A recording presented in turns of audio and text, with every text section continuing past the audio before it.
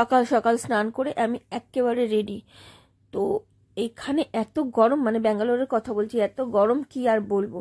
তো যাই হোক, অনেক দিন হয়েছে আমরা ব্যাঙ্গালোরে এসেছি কিছু কাজবাজের জন্য, তোমরা সবাই কম বেশি জানো।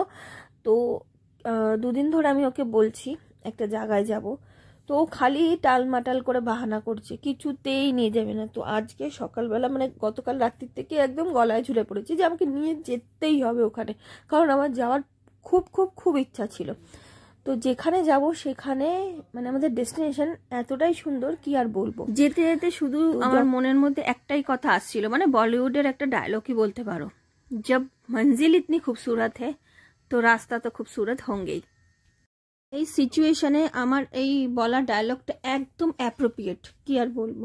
তো সত্যি কথা বলতে ভীষণই সুন্দর, মানে আমার ইচ্ছা করছিল যে এখানে একটু মিউজিক লাগিয়ে দিই আর তোমরা এই সুন্দর জায়গার একটা মানে কি বলবো এনজয় করো, সুন্দর যে ভিউটা আসছে। কিন্তু চারিদিকে এত কপিরাইট ক্লেমের এত সমস্যা বেড়ে গেছে যে মিউজিক লাগাতেই ভয় লাগে এখন। ব্যাঙ্গালোরে আসার পর এত জোচ্চোর চিটিংবাজের সঙ্গে আমাদের পালা পড়েছে যে কোনো মানুষকে আর বিশ্বাস করতে পারছি না আমরা দুজন।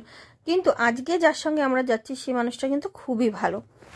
তো আমরা কিন্তু বেসিক্যালি যাচ্ছি অটোতে করে।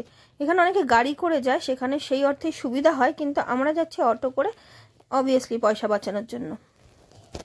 আর থেকে থেকে আমার মনের মধ্যে আনন্দ, এক্সাইটমেন্ট এমনভাবে কাজ করছিল যে পেটের মধ্যে মাঝে মাঝে মনে হচ্ছিল যে কি জানি গুড়গুড় গুড়গুড় করছে। আমরা একটা টাইম ধরে রেখেছিলাম, বিশেষ করে আমি একটা টাইম ধরে রেখেছিলাম যে ওই টাইমের মধ্যে আমরা ওখানে পৌঁছে যাব। কিন্তু আমার বর সব কিছুতে এত দেরি করে, এত লেট করে, যেখানে খাচ্ছে তো খাচ্ছেই, বাথরুমে যাচ্ছে তো যাচ্ছেই, ঘুরছে তো ঘুরছেই, মানে মানে কোনো কিছুতে ওর তাড়া নেই। আর আমার সেই সময় এত তাড়াহুড়া বেঁধে গেছিলো মনের মধ্যে, আর আমার একটুও ভাল লাগছিল না। মানে এতক্ষণ সুন্দর সুন্দর জায়গাগুলো দেখে প্রথম, কারণ কি রাস্তাটা তো অনেকটা, তোমরা হয়তো একটুখানি সময় দেখছো ভিডিওটা, কিন্তু মানে অনেকক্ষণ ধরে এই রাস্তাটা যখন যাচ্ছি তখন আর এই সৌন্দর্যটা আমার ভাল লাগছে না। তখন আমার ওই জায়গা অবধি না যাওয়া পর্যন্ত আমার মনে একটা অস্থিরতা কাজ করছিল। আজকে আমি যেখানে যাচ্ছি সেখানে যাওয়াটা কিন্তু অনেক মানুষের স্বপ্ন থাকে, তেমনভাবে আমারও একটা স্বপ্ন ছিল। তো আজকে আমার অনেকগুলো স্বপ্নের মধ্যে একটা স্বপ্ন পূরণ হতে চলেছে, যার জন্য আমি ভীষণ খুশি, ভীষণ এক্সাইটেড।